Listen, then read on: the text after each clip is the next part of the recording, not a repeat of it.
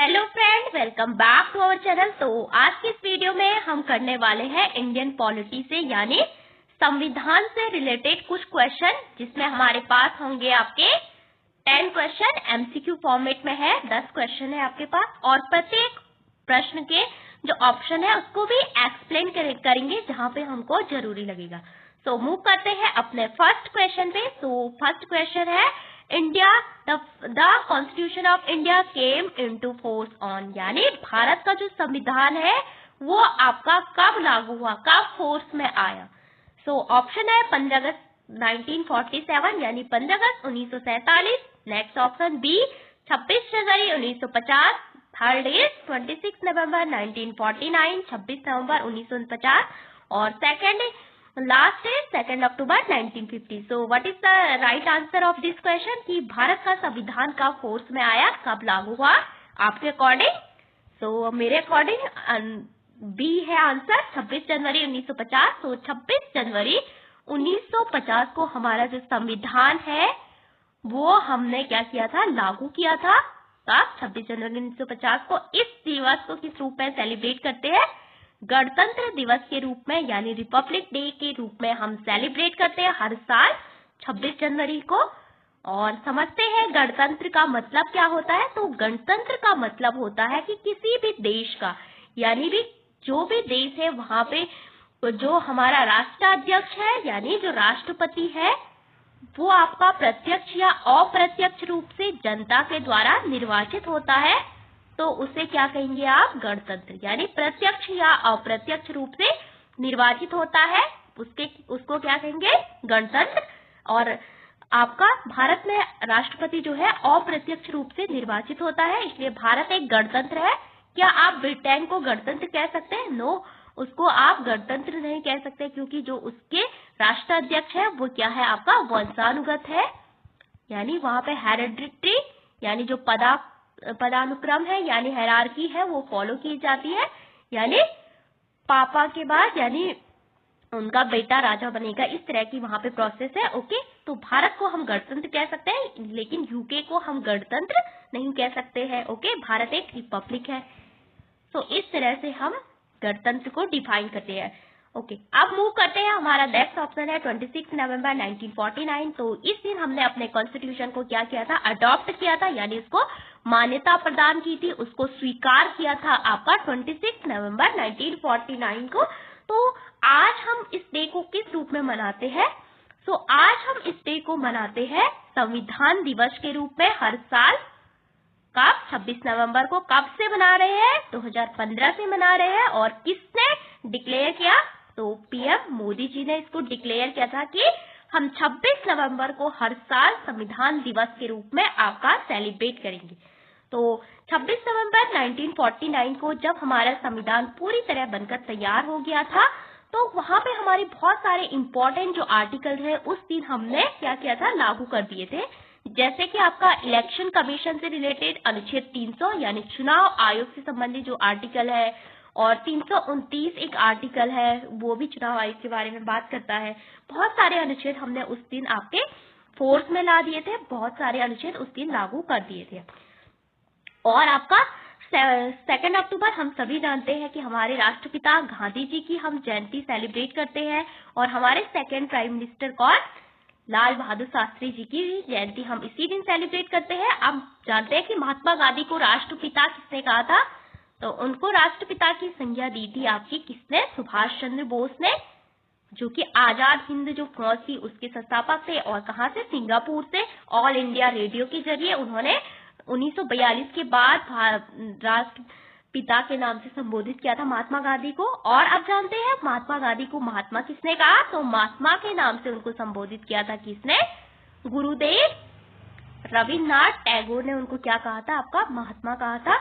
उसके बाद महात्मा गांधी ने रविन्द्रनाथ टैगोर को क्या कहा, आपका गुरुदेव कहा। तो एक दूसरे में इस प्रकार से हम लेते हैं कि जैसे एक ने बोला कि मैं आपको महात्मा बोलता हूँ और दूसरे ने बोला कि मैं आपको गुरुदेव बोलता हूँ। तो इस तरह से हम इसको याद रख सकते हैं। ओके, और भारत ने स्वच्छ भारत मिशन कब लागू किया था? 2 अक्टूबर 2014 को हमने स्वच्छ भारत मिशन लागू किया था। अब यहाँ पे आपको एक क्यों हमने आपका 2 महीने का वेट किया, क्यों हमने 2 महीने का इंतजार किया, क्यों हमने इसी दिन अपना 26 नवंबर 1949 को अपना कॉन्स्टिट्यूशन लागू नहीं किया, क्यों? क्योंकि 1930 में आपने सुना होगा पूर्ण स्वराज की जो घोषणा हुई थी, आपका 1930 में 26 जनवरी का वो दिन ही था, उसमें इंडिया ने कहीं ना कहीं इस डे को प्रथम इंडिपेंडेंस के रूप में भी हम सेलिब्रेट करते हैं कि पूर्ण स्वराज और रावी नदी के तट पर आपने सुना होगा तिरंगा फहराया गया था इस तरह से। तो इस दिन का हमने इसलिए वेट किया, तो इसीलिए हम अपना जो संविधान लागू करते हैं 26 जनवरी 1950 को। ओके, अब हम आगे बढ़ते हैं अपने नेक्स्ट क्वेश्चन पे। तो यहाँ पे हमने देख लिया कि 26 नवंबर को हमने कॉन्स्टिट्यूशन को स्वीकार किया था, यानी उसको अडॉप्ट किया था, उसको मान्यता प्रदान की थी। ओके, स्वीकार किया था। उसके बाद हमने इसको फोर्स में लाया 26 जनवरी 1950 को गणतंत्र दिवस के रूप में। अब क्वेश्चन है आपको कि संविधान दिवस कब से मनाया जा रहा है, तो 2015 से, याद रखना। फिर आता है 26 नवंबर 1949 को हमें अंगीकृत बोलते हैं उसको, और 26 लागू हुआ था 26 जनवरी। Okay, next is who is called the father of Indian constitution. तो भारतीय संविधान के जनक कौन है, तो हम सभी जानते हैं भारतीय संविधान के जनक है डॉक्टर भीमराव अंबेडकर। ओके, तो डॉक्टर भीमराव अंबेडकर भारतीय संविधान के जनक के रूप में जाने जाते हैं, और उन्होंने बनाई थी एक ड्राफ्टिंग कमेटी, जिसमें कितने मेंबर थे, प्रारूप समिति में 7 मेंबर थे, और उनके चेयरमैन कौन थे, आपके डॉक्टर अंबेडकर थे। इन्होंने बहुत सारे देशों का संविधानों का अध्ययन किया, और उसमें जो अच्छी चीज है वो भारत के संविधान में उन्होंने इंक्लूड की। ओके, फिर आता है पीटी नेहरू, कौन थे, भारत के पहले प्राइम मिनिस्टर थे, और उस समय विदेश मंत्री का जो पदभार था वो भी हमारे नेहरू जी के पास था। महात्मा गांधी सभी जानते हैं भारत के राष्ट्रपिता है, किसने बोला था, सुभाष चंद्र बोस ने बोला था। राजेंद्र प्रसाद कौन थे, तो राजेंद्र प्रसाद भारत के राष्ट्रपति थे, प्रथम राष्ट्रपति। और जब आपकी यहाँ पे पहली बैठक होती है 9 दिसंबर 1946 को, तो उस समय चेयरमैन कौन बनते हैं, टेम्परेरी, तो वो थे आपके सच्चिदानंद सिन्हा। तो वो सबसे बुजुर्ग थे, यानी सीनियोरिटी को ध्यान में रखकर उस समय हमने एक चेयरमैन बनाया था अपनी संविधान सभा का, जिसने संविधान बनाया, तो वो थे डॉक्टर सच्चिदानंद सिन्हा। उसके बाद 2 दिन बाद 11 दिसंबर 1946 को हमने परमानेंट चेयरमैन किसको बनाया था, डॉक्टर राजेंद्र प्रसाद को।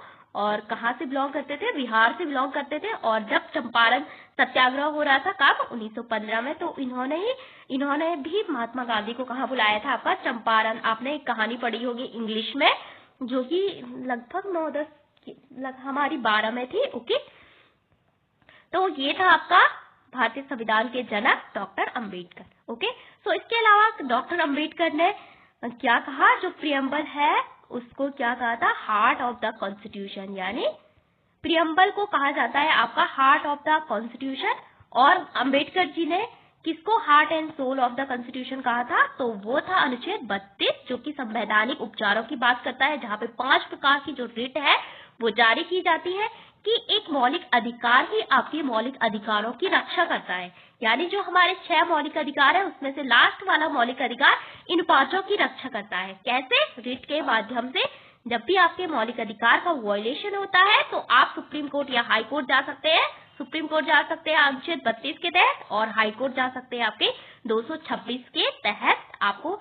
और वहां पे बद्धी प्रत्यक्षीकरण, परमादेश, उत्प्रेषण, प्रतिषेध, अधिकार परीक्षा नाम से आप रिट जारी कर सकते हो। ओके, और किस कोर्ट को सबसे अधिक पावर है रिट के केस में, तो वो है आपके हाई कोर्ट को। सुप्रीम कोर्ट को ओनली आपके मौलिक अधिकारों के संबंध में पावर दी गई है, लेकिन हाई कोर्ट को आपके लीगल राइट यानी जो कानूनी अधिकार होते हैं उसमें भी पावर दी गई है 226 के तहत। ओके, अब मूव करते हैं आपके तीसरे क्वेश्चन पे। तो यहाँ पे हमने ड्राफ्टिंग कमेटी के चेयरमैन, प्रारूप समिति या मसौदा समिति, इसमें 7 सदस्य थे। इन 7 सदस्यों का नाम भी आपके एग्जाम में पूछा जाता है बार बार, तो ये काफी इंपॉर्टेंट है। फिर मूव करते हैं आगे, which part of the constitution deals with fundamental right. तो कौन सा जो पार्ट है भारत के संविधान का डील करता है आपके फंडामेंटल राइट्स यानी आपके मौलिक अधिकार से। तो कौन सा part, part 2, part 3, part 4, part 5। तो पार्ट 2 किसकी बात करता है आपका, सबसे पहले जान लेते हैं।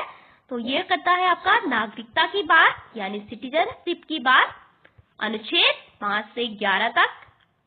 11 में क्या है कि नागरिकता से जितने भी प्रोविजन रिलेटेड प्रोविजन है उस पे कानून बनाएगी भारत की संसद। ओके, और बात करता है किसकी, सिंगल सिटीजनशिप भारत में प्रोवाइड की जाती है आपकी, यानी यहाँ पे डुअल सिटीजनशिप का कोई कॉन्सेप्ट नहीं है, आप केवल भारत के नागरिक हैं। जैसे आपने सुना होगा अमेरिका, स्विट्जरलैंड, यहाँ पे डुअल सिटीजनशिप का प्रोविजन है। तो हमने सिंगल सिटीजनशिप, एकल नागरिकता कहाँ से बोरो किया, कहाँ से लिया, तो ये लिया था हमने ब्रिटेन से।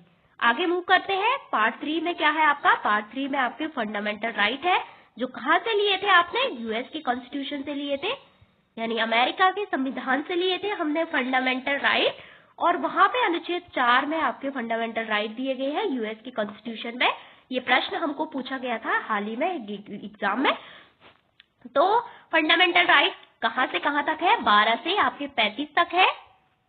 और टोटल कितने फंडामेंटल राइट है आपके पास, 6। ओरिजिनली कितने थे, 7। राइट टू प्रॉपर्टी आपका हटाया गया कब, 44 कॉन्स्टिट्यूशन अमेंडमेंट 1978, यानी संपत्ति का अधिकार अब आपका मौलिक अधिकार नहीं है, वो है आपका केवल लीगल राइट अनुच्छेद 301 के तहत। ओके, कानूनी अधिकार है वो अब आपका मौलिक अधिकार। और पार्ट 4 में क्या है, राज्य के नीति निर्देशक तत्व, यानी गवर्नमेंट जितनी भी आपकी पॉलिसी बनाएगी तो इन तत्वों को ध्यान में रखकर ही पॉलिसी का निर्माण किया जाएगा। और ये पॉलिसी क्या ध्यान में रखेगी, सिटीजन का अधिक से अधिक वेलफेयर और कल्याणकारी राज्य की स्थापना और आर्थिक और सामाजिक लोकतंत्र को मेंटेन करेगी। ओके, फिर है ये नीति निर्देशक तत्व सरकार पे बाइंडिंग नहीं है, यानी बाध्यकारी नहीं है। आप अगर सरकार इनका उल्लंघन करती है तो आप कोर्ट नहीं जा सकते, लेकिन अगर सरकार आपकी फंडामेंटल राइट का उल्लंघन करती है तो आप कोर्ट जा सकते हो। ओके, और फंडामेंटल राइट आपके एब्सोल्यूट है, नो, इस पे अंकुश लगाया जा सकता है। रिजनेबल रिस्ट्रिक्शन, यानी युक्त प्रतिबंध लगाया जा सकता है आपकी स्वतंत्रता पे, आपके मूवमेंट पे। आपने कोविड में देखा होगा तो लगाया गया था ना। ओके, जैसे उदाहरण से समझ लेते हैं, जैसे चल रहा है आपका भारत और पाकिस्तान का युद्ध, वॉर चल रहा है भारत और पाकिस्तान के बीच। आप सरहद पे गए हैं तो आपको कहना है कि मुझे तो आज यहीं पे चाय पीनी है, मुझे तो बस यहीं पे चाय पीनी है, तो सरकार बोलेगी बेटा अंदर हो जाओ, नहीं तो हम आपको जेल में डाल देंगे। तो आप कहेंगे कि मेरा फंडामेंटल राइट है, मैं इंडिया में कहीं भी मूव कर सकता हूँ, आप कहीं भी घूम सकता हूँ, ये मेरा फंडामेंटल राइट है। लेकिन यहाँ पे आपके मौलिक अधिकार पे रिस्ट्रिक्शन लगाया जा सकता है। क्यों, क्योंकि यहाँ पे आपकी सुरक्षा का जो खतरा है, आपकी सुरक्षा, आपकी जीवन इम्पोर्टेंट है। ओके, तो युक्त प्रतिबंध लगाया जा सकता है। ऑर्डर को, जो पब्लिक ऑर्डर को ध्यान पे रख के, संप्रभुता को ध्यान में रख के, पूरी तरह से आपके फंडामेंटल राइट एब्सोल्यूट नहीं है। पार्ट 5 क्या बात करता है, आपके संघ के बारे में बात करता है कि संघ कहां से कहां तक होगा, यूनियन के बारे में बात करता है। तो हमने देखा कि मौलिक अधिकार कहां से कहां तक है आपके, 12 से 15 तक। और किस आर्टिकल में है आपके,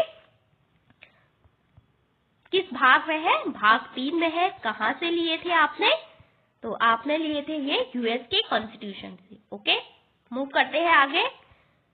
तो भाग 3 में, तो how many fundamental right are currently there, तो आपके पास कितने फंडामेंटल राइट है, 5 है, 6 है, 7 है या 8, तो कितने हैं आपके पास, 6 है। पहले कितने थे, 7 थे। और संपत्ति का अधिकार कब हटाया, तो वो हटाया था हमने कब, 44वां संवैधानिक संशोधन 1978। तो वो किसमें था आपका, 19A(F) में दिया गया था और अनुच्छेद 31 में दिया गया था आपका संपत्ति का अधिकार।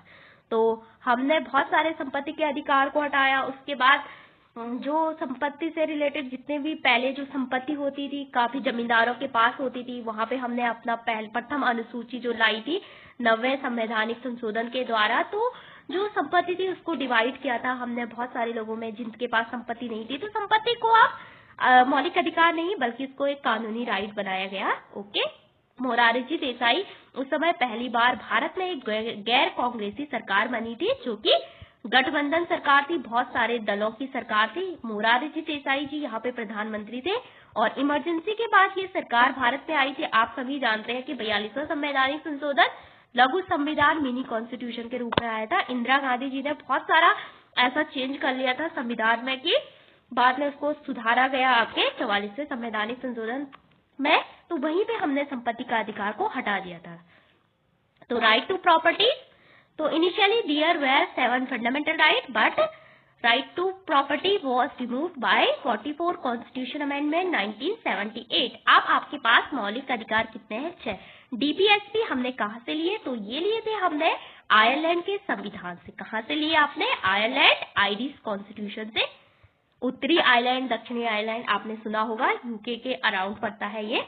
तो यहाँ पे हमने क्या लिया? अमेरिका से फंडामेंटल राइट, आपके मौलिक अधिकार।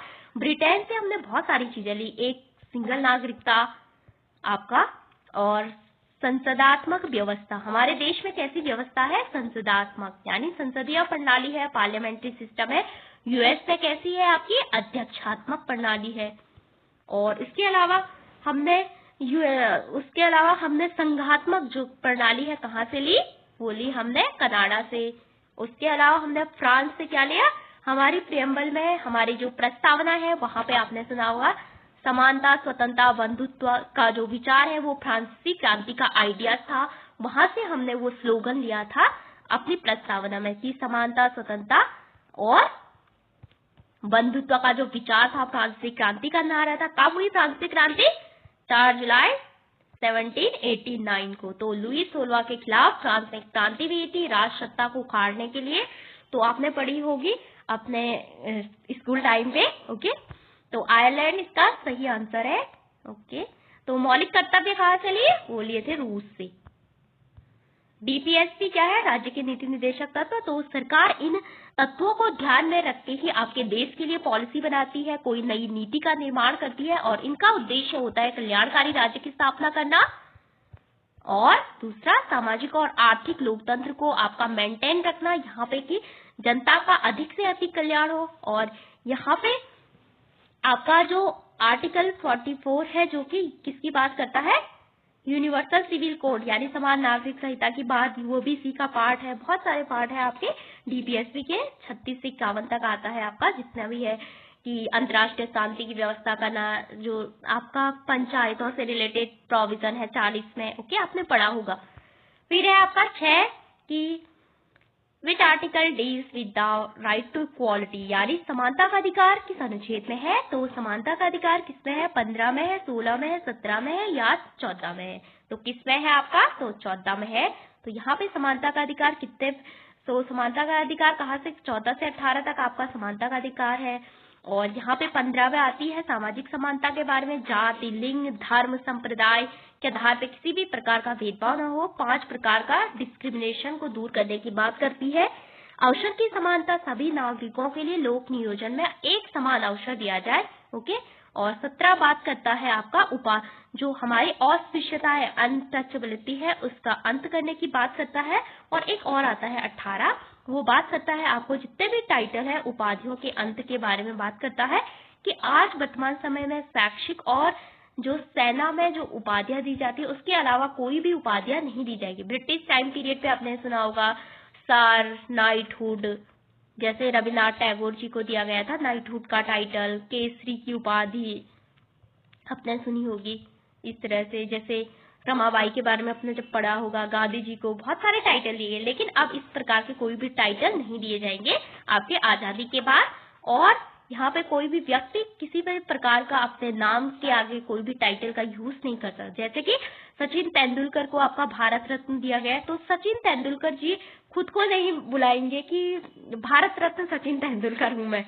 ओके, तो भले ही उनको कोई दूसरा व्यक्ति इस नाम से बुला सकता है। तो इस प्रकार से टाइटल ओनली मिलिट्री और शिक्षा के क्षेत्र में जैसे टाइटल दिए जाते हैं, जैसे पीएचडी करने के बाद डॉक्टर, इस तरह से। ओके, फिर आता है 16 में, हमने बात कर ली, ये यहाँ पे 5 प्रकार की सामाजिक समानता के बारे में बात करती है, पढ़ना। ओके, 14 में है 2 प्रकार की समानता, एक कानून के समान संरक्षण, एक कानून के समक्ष समानता की बात करते हैं। और president of India is elected, तो भारत के राष्ट्रपति का चुनाव किसके द्वारा किया जाता है? तो भारत के राष्ट्रपति का चुनाव ओनली भारत की जनता करती है। क्या आपने भारत के राष्ट्रपति के चुनाव में पार्टिसिपेट किया? यस की नो?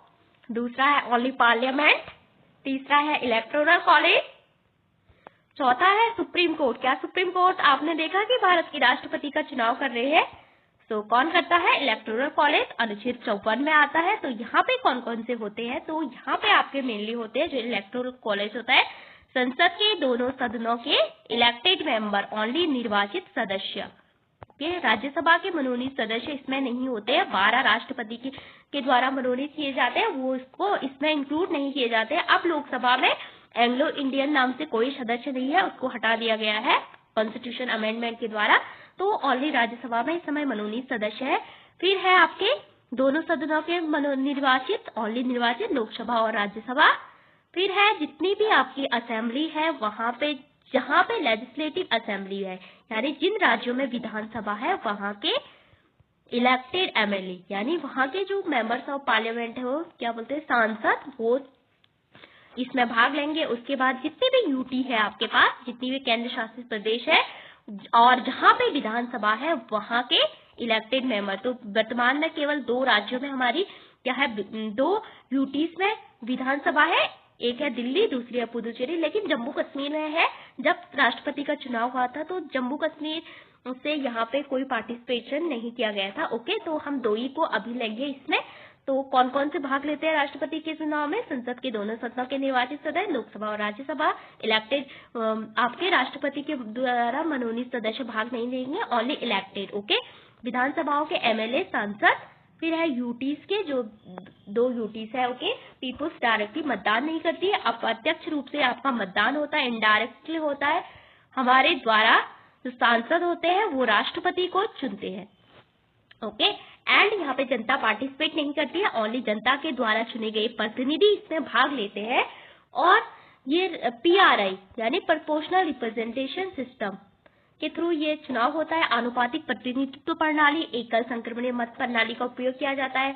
अनुच्छेद 52 कहता है भारत का एक राष्ट्रपति होगा। अनुच्छेद 53 कहता है संघ की कार्यपालिका शक्ति राष्ट्रपति में निहित होगी। और राष्ट्रपति भारत में नाम मात्र के प्रधान है, वास्तविक कार्यपालिका किसके पास है? और आपके पीएम मोदी जी के पास है। और किसके पास है? काउंसिल ऑफ मिनिस्टर, ये है आपके रियल एग्जीक्यूटिव।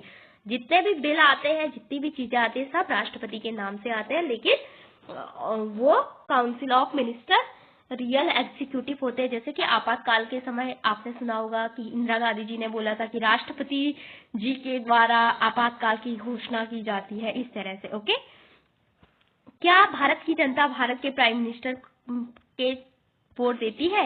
यस कि नो? सो भारत की जनता प्राइम मिनिस्टर को वोट नहीं देती है। भारत की जनता प्राइम मिनिस्टर को नहीं चुनती है, बल्कि कौन चुनते हैं?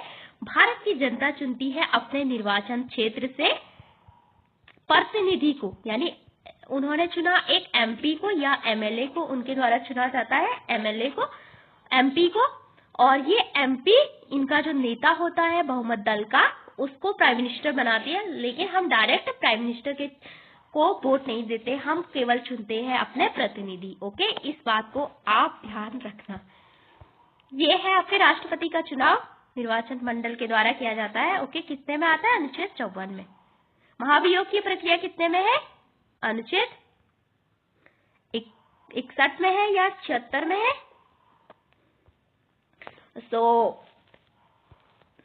क्षमादान की प्रक्रिया अनुच्छेद 72 में है। ओके, तो फिर जो बात करती है राज्यों और केंद्र शासित प्रदेशों की सूची किसमें है? तो प्रथम सूची में है। ओके, और सेकंड सूची में आपके पास क्या है?